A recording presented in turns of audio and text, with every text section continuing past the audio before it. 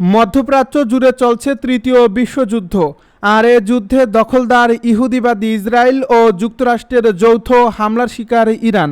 আমাদের হাতে এসেছে এ যুদ্ধের গুরুত্বপূর্ণ আপডেট সংবাদের শিরোনাম। শুরুতেই থাকছে সেনা উদ্ধারে যুক্তরাষ্ট্রের অভিযান ব্যর্থ বলে দাবি ইরানের। এবারে জানিয়ে দিব ইসরায়েলের বেন গুরিয়ন বিমানবন্দরে রাসায়নিক সতর্কতা, সরানো হলো কর্মীদেরকে। আরও জানাবো ধ্বংসস্তূপ সরিয়ে কয়েক ঘন্টার মধ্যে ক্ষেপণাস্ত্র বাংকার চালু করছে তেহরান। এবারে জানিয়ে দিব হরমুজ প্রণালী সচল করতে ইরান ওমানের বৈঠক শুরু। সব শেষে জানিয়ে দিব ইরানে উদ্ধার হওয়া মার্কিন ক্রু গুরুতর আহত, জানালো ডোনাল্ড ট্রাম্প। এতক্ষণ শুনছিলেন হাতে থাকা আপডেট সংবাদের শিরোনাম, এবারে বিস্তারিত। তবে তার আগে অনুরোধ রইল ভিডিওটিতে একটি লাইক এবং কমেন্ট করে জানিয়ে দিন ভিডিও সম্পর্কে আপনার মূল্যবান মতামত। আরও জানিয়ে দিন ভিডিওটি কোথা থেকে দেখছেন বা কোন জেলা থেকে দেখছেন। ইরানে উদ্ধার হওয়া মার্কিন ক্রু গুরুতর আহত, জানালো ট্রাম্প। ইরানের পার্বত্য এলাকা থেকে গুরুতর আহত এক মার্কিন F-15 যুদ্ধ বিমানের ক্রুকে দুঃসাহসিক অভিযানে উদ্ধার করার দাবি করেছেন যুক্তরাষ্ট্রের প্রেসিডেন্ট ডোনাল্ড ট্রাম্প। তিনি জানিয়েছেন এ ঘটনায় বিস্তারিত জানাতে সোমবার সংবাদ সম্মেলন করবেন। রোববার সামাজিক যোগাযোগ মাধ্যম ট্রুথ সোশ্যালে দেওয়া এক পোস্টে ডোনাল্ড ট্রাম্প জানান, ইরানের গভীর পার্বত্য অঞ্চল থেকে ওই ক্রু সদস্যকে উদ্ধার করা হয়েছে। তিনি বলেন, ইরানের সামরিক বাহিনীও তাকে ধরতে ব্যাপক তল্লাশি চালাচ্ছিল এবং খুব কাছাকাছি পৌঁছে গিয়েছিল। এই উদ্ধার হওয়া ক্রুকে অত্যন্ত সম্মানিত এক কর্নেল উল্লেখ করে ট্রাম্প বলেন, তিনি গুরুতর আহত ছিলেন, তবুও ঝুঁকিপূর্ণ পরিস্থিতির মধ্যেই তাকে নিরাপদে সরিয়ে আনা সম্ভব হয়েছে। ডোনাল্ড ট্রাম্প দাবি করেন, মানুষ ও সরঞ্জামের উচ্চ ঝুঁকির কারণে এ ধরনের উদ্ধার অভিযান খুব কমই পরিচালিত হয়। তিনি জানান, প্রথম অভিযানের পর দ্বিতীয় দফায় দিনের আলোতে পাইলটকে উদ্ধার করা হয়, যা সাধারণত বিরল ঘটনা। তিনি আরও বলেন, এই অভিযানে অংশ নেওয়া বাহিনীর সদস্যরা সাহস ও দক্ষতার অসাধারণ নজির দেখিয়েছেন। এ বিষয়ে বিস্তারিত তুলে ধরতে সোমবার দুপুর 1টায় হোয়াইট হাউসের ওভাল অফিসে সামরিক বাহিনীর সঙ্গে একটি সংবাদ সম্মেলন করবেন বলে জানিয়েছেন ট্রাম্প। উল্লেখ্য, এর আগে ইরানে মার্কিন F-15 যুদ্ধবিমান ভূপাতিত হওয়ার ঘটনায় দুই ক্রু সদস্যদের একজনকে তাৎক্ষণিকভাবে উদ্ধার করা হলেও অপরজন নিখোঁজ ছিলেন। সর্বশেষ এই পোস্টের মাধ্যমে দ্বিতীয় ক্রু উদ্ধারের বিষয়টি নিশ্চিত করেন যুক্তরাষ্ট্রের প্রেসিডেন্ট।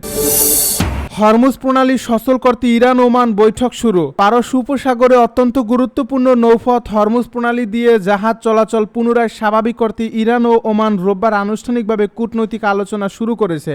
মার্কিন প্রেসিডেন্ট ডোনাল্ড ট্রাম্পের পক্ষ থেকে ইরানে হামলার তীব্রতা বাড়ানোর জন্য নির্ধারিত ডেডলাইনের মাত্র একদিন আগে এই আলোচনা শুরু হয়, যা বৈশ্বিক ভূ রাজনীতিতে অত্যন্ত তাৎপর্যপূর্ণ। হরমুজ প্রণালীর উভয় পাশে অবস্থিত এই দুই প্রতিবেশী দেশের উপমন্ত্রী পর্যায়ের কর্মকর্তারা বর্তমানে আলোচনায় ব্যস্ত রয়েছেন।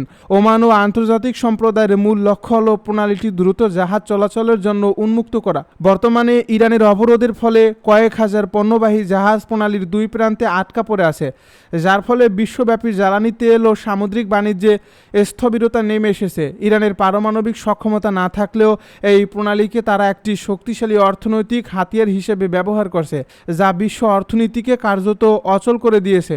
ওমানের পক্ষ থেকে এই বৈঠকে মূলত ভবিষ্যতে জাহাজ চলাচলে যাতে কোনো বিঘ্ন না ঘটে সেজন্য দীর্ঘমেয়াদী নিরাপত্তা ব্যবস্থা নিশ্চিত করার উপর জোর দেওয়া হচ্ছে। একই সাথে সংঘাত নিরসনে একটি সুনির্দিষ্ট প্রক্রিয়া বা মেকানিজম তৈরির চেষ্টা চলছে, যাতে করে বর্তমান এবং ভবিষ্যতের যে কোনো উত্তেজনা প্রশমন করা সম্ভব হয়। ডোনাল্ড ট্রাম্প প্রশাসনের নতুন সামরিক পদক্ষেপের হুমকির মুখে এই কূটনৈতিক তৎপরতা মধ্যপ্রাচ্যের যুদ্ধের উত্তেজনা কমিয়ে শান্তি ফিরিয়ে আনার শেষ মুহূর্তের চেষ্টা হিসেবে দেখা হচ্ছে। ধ্বংসস্তূপ সরিয়ে কয়েক ঘন্টার মধ্যে ক্ষেপণাস্ত্র বাংকার চালু করছে তেহরান। যুক্তরাষ্ট্র ও ইসরায়েলের দফায় দফায় বিমান হামলার পরও মাটির নিচে থাকা ক্ষেপণাস্ত্র বাংকার ও উৎক্ষেপণ কেন্দ্র কয়েক ঘন্টার মধ্যেই চালু করে তুলছে ইরান।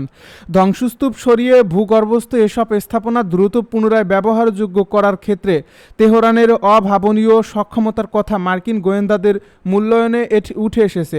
নিউ ইয়র্ক টাইমসের এক প্রতিবেদন জানিয়েছে, ইরানের ক্ষেপণাস্ত্র সক্ষমতা ধ্বংসের যে লক্ষ্য ওয়াশিংটন নির্ধারণ করেছিল তা কতটা অর্জিত হয়েছে সে বিষয়ে খোদ মার্কিন গোয়েন্দাদের মধ্যেই সন্দেহ দেখা দিয়েছে। তাদের মতে তেহরান এখনও উল্লেখযোগ্য পরিমাণ ক্ষেপণাস্ত্র এবং ভ্রাম্যমাণ উৎক্ষেপণ যন্ত্র সংরক্ষণে সক্ষম হয়েছেন। এই প্রতিবেদনে আরও বলা হয়েছে, বিপুল সংখ্যক নকল লঞ্চার মোতায়েন করায় যুক্তরাষ্ট্র নিশ্চিত হতে পারছে না আসলে কতগুলো প্রকৃত লঞ্চার ধ্বংস হয়েছে। অনেক ক্ষেত্রে ভূগর্ভস্থ বাংকার বা সাইলো বাইরে থেকে ক্ষতিগ্রস্ত মনে হলেও ধ্বংসস্তূপ সরিয়ে সেখান থেকে দ্রুত লঞ্চার উদ্ধার করে পুনরায় হামলা চালানো হচ্ছে। একজন জ্যেষ্ঠ পশ্চিমা কর্মকর্তার মতে, ইরান বর্তমানে প্রতিদিন গড়ে 15 থেকে 30টি ব্যালিস্টিক ক্ষেপণাস্ত্র এবং 50 থেকে 100টি আত্মঘাতী ড্রোন নিক্ষেপ করছে। মার্কিন কর্মকর্তাদের ধারণা, যুদ্ধ দীর্ঘায়িত হলে বা শেষ হওয়ার পরও আঞ্চলিক হুমকি বজায় রাখতে তেহরান তাদের উৎক্ষেপণ সক্ষমতা যতটা সম্ভব সংরক্ষণে রাখার কৌশল নিয়েছে। মার্কিন সংবাদ মাধ্যম সিএনএনের এক প্রতিবেদনে বলা হয়েছে, 1 মাসের বেশি সময় ধরে চলা হামলার পরও ইরানের প্রায় অর্ধেক ব্যালিস্টিক ক্ষেপণাস্ত্র লঞ্চার এখনও অক্ষত রয়েছে। তবে গোয়েন্দা প্রতিবেদনের হতাশাজনক চিত্রের বিপরীতে হোয়াইট হাউস ও পেন্টাগন বেশ আশাবাদী মনোভাব দেখাচ্ছে। হোয়াইট হাউসের মুখপাত্র অ্যানা কেলি জানিয়েছেন, ইরানের ব্যালিস্টিক ক্ষেপণাস্ত্র ও ড্রোন হামলা প্রায় 90% কমে গেছে। তিনি দাবি করেছেন, ইরানের নৌবাহিনী পুরোপুরি নিশ্চিহ্ন করা হয়েছে এবং 2/3 উৎপাদন কেন্দ্র ধ্বংস করা হয়েছে। পেন্টাগনের মুখপাত্র শন পার্নেল গোয়েন্দা প্রতিবেদনের তথ্যকে সম্পূর্ণ ভুল বলে অভিহিত করেছেন। তিনি জানান, ইরানকে নিরস্ত্রীকরণের লক্ষ্যমাত্রা সময়ের আগেই অর্জিত হতে যাচ্ছে। গত মার্চ মাসে ইসরায়েল দাবি করেছিল, তারা ইরানের 470টি ব্যালিস্টিক ক্ষেপণাস্ত্র লঞ্চারের মধ্যে প্রায় 60% ধ্বংস ও অকেজো করতে সক্ষম হয়েছে। যুদ্ধ শুরুর পর থেকেই ইরান ইসরায়েলকে লক্ষ্য করে 500 এর বেশি ব্যালিস্টিক ক্ষেপণাস্ত্র নিক্ষেপ করেছে। ইসরায়েলের প্রতিরক্ষা বাহিনী আইডিএফ দাবি করেছে, জনবসতি ও গুরুত্বপূর্ণ স্থাপনাকে লক্ষ্য করে আসা এসব ক্ষেপণাস্ত্রের 92% তার আকাশে ধ্বংস করতে সক্ষম হয়েছে। তবে এর মধ্যেও অন্তত 12টি শক্তিশালী প্রচলিত ক্ষেপণাস্ত্র ইসরায়েলের জনবহুল এলাকায় আঘাত হানে এবং ব্যাপক ক্ষয়ক্ষতি ঘটিয়েছে। এছাড়া 30টির বেশি ঘটনায় ক্লাস্টার বোমা বহনকারী ক্ষেপণাস্ত্র জনপদে আঘাত হেনেছে, যার ফলে অন্তত 200টি আলাদা স্থানে বিস্ফোরণ ও ক্ষয়ক্ষতির চিহ্ন দেখা গেছে।